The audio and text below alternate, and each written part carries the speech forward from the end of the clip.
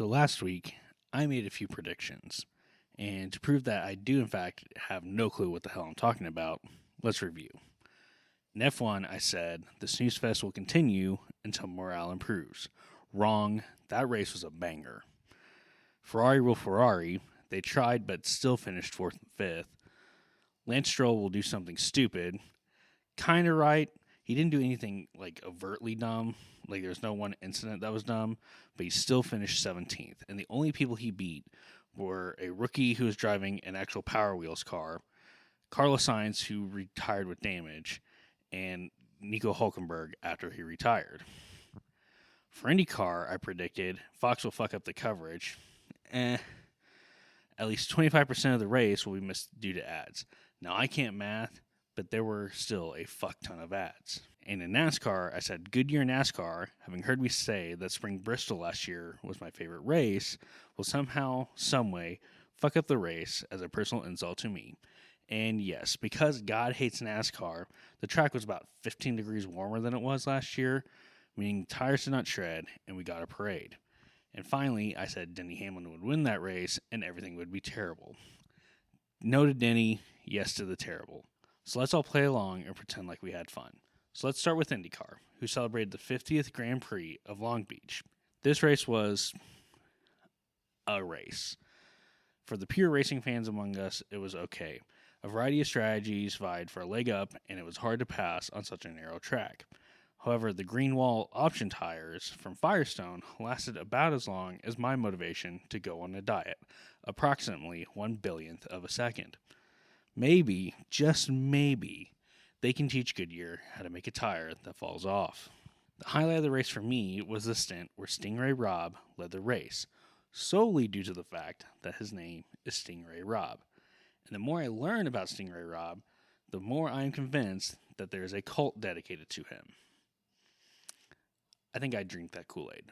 Anyways, Kyle Kirkwood wins the race, holding off Alex Palou, who was going for the three-peat. But I want to bitch about the broadcast again.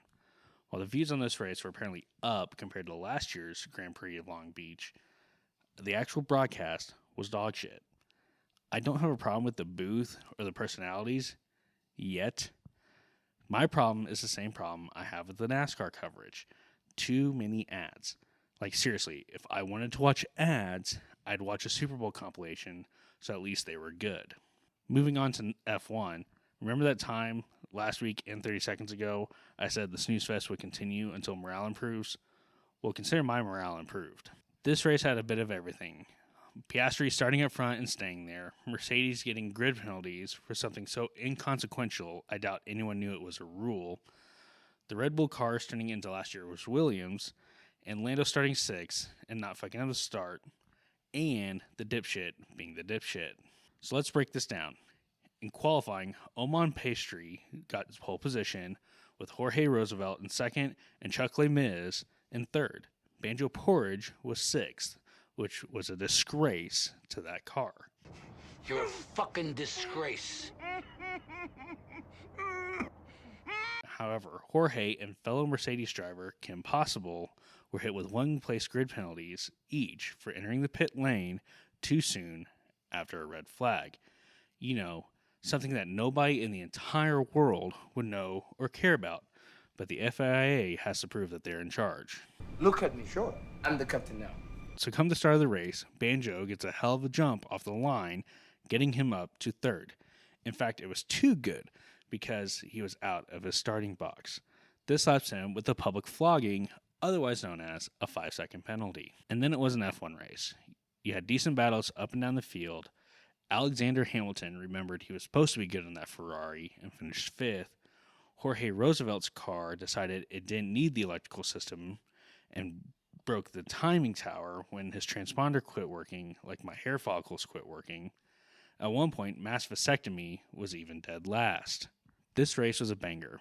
There was strategy, there were overtakes, fun. And speaking of fun, let's move to NASCAR. And by fun, I mean mind-numbing boredom. The Food City 500 at Bristol, the last great Coliseum. And if you've heard me speak into this microphone for the last however many weeks I've done this, you'll know that the 2024 Bristol Spring Race was my favorite race last year. Why? I'm so glad you asked. Last year, the track ate tires like I eat powdered sugar donuts at an unhealthy rate and leaving crumbs and debris all over the place. Cars would go out on track and 40 laps later would have to come back for tires or spin themselves out when those tires went down. You'd see cars do green flag stops and rocket to the front ahead of cars on old tires, actually unlapping themselves on track. And don't even get me started about NASCAR's reaction to all this. Let's just say the Magic 8 Ball had itself a day. Mid-race, they had Goodyear scrambling to mount the last of the tires at the track so each team could get one extra set. Then they tried out some executive to hold a press conference mid-race, basically saying, we're not panicking, you're the ones panicking.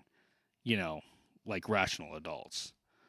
You can see the executive actively shit his pants live on TV, thinking that this was the end of the world and everyone would hate this race. NASCAR's motto, when in doubt, do something fucking dumb. The reason why I love this race was that it took actual good skill and strategy. Drivers who saved their tires were rewarded. The entire race was one giant chess match, and the lead changed hands multiple times. And going into the race this year, that's what we were slated to get. Practice on Saturday had tires falling apart 40 laps in. Yes, here we go. Tire-mageddon Part 2, Rubber Boogaloo. And what happened? God decided once again he hates NASCAR, and the sun was shining on the track. This meant the track temp was high enough to rubber in rather than acting as a cheese grater. So Alex Bowman starts on pole and is passed by Kyle Larson for the lead at like 50 laps in, like something super early in the race, who then fucks off into the distance. There's only one caution for cause, being SVG reminding us he's a rookie and spinning like a dum-dum. In short, a complete snooze fest. Boring!